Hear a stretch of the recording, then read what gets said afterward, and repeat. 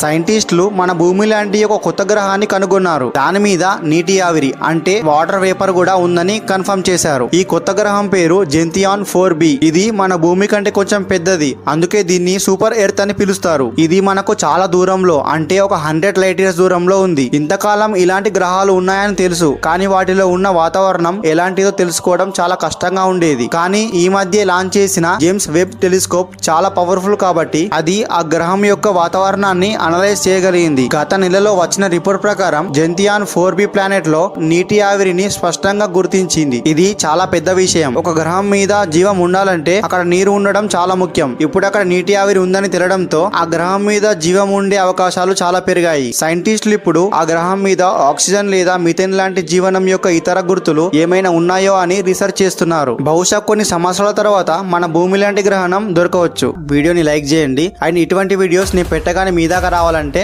తప్పకుండా సబ్స్క్రైబ్ చేసుకోండి.